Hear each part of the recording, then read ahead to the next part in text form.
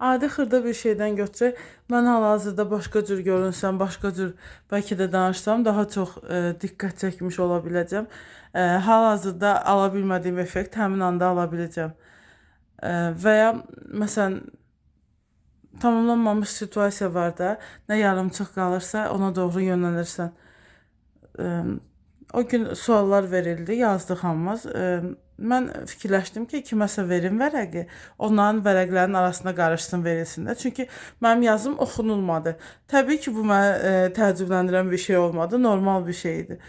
E, Orada yəni kiməsə bilmədiyi şeyləri yazmamışdım. Hamıya tanış olan, bilinen bir şeyler yazmışdım. Orada bir dənə sual var idi. Kaş ki, mən də ora istəyimi yazmışdım ki, mən filan şey istəyirəm də, məsələn, kaş ki filan şey olardı, gerçəkləşərdi.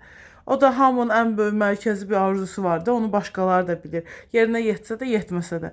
Çünki həmin adam onu gizlətmir də. Niyə gizlətsin ki? Hal-hazırda hamıya təlqin olunan bir şey var ki, başına yaxşı nə gəldisə hamıdan gizlədirsən. Amma o xarakterdə olmayan adamlar var. Hamıdan gizlədərsən ki, vaxtı olmamış, həmin proses baş verməmiş, heç kimə açıqlamırsan ki, hamı sənin elədiyin, arzuladığın bir şeyin nəticəsi ilə tanış olsun. Artıq alınan bir şeyin nəticəsi ilə tanış olsun. Bəzi insanlar da var ki, onlar özləri heç nə eləyə bilmirlər. Onların ətrafında çox yaxşı adamlar olur, onlara dəyər verən və az qala göydən ulduzları gətirib verir onlara. Onlar yenə də narazı olurlar və kənardan bu prosesi izləyənlər deyir ki, əgər sən belə bir həyatından narazısansa, deməli sən başqa bir həyat yaşamalıydın da.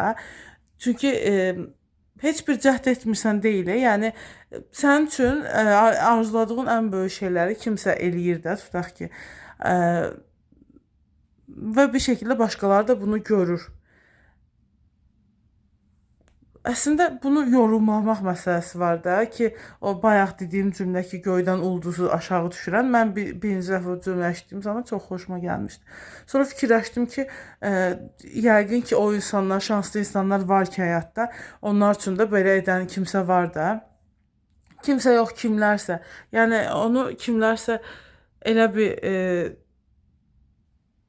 qorxularından, çarəsizliyindən, istədiyi arzulara özü-özünə çata bilməməkdən, tək başına edə bilməməkdən, o hayal kırıklığını yaşamaqdan bir növ onları qoruyur da, hər şeyi onun üçün eləyir. Hətta istəmədiyi şeylər də eləyir bəzən. Sən vəziyyətindən razı oldun ya narazı oldun, başqa insanlar sənə həsəd apar. Bu bilmirəm sən özünü şanslı sayarsan, saymazsan.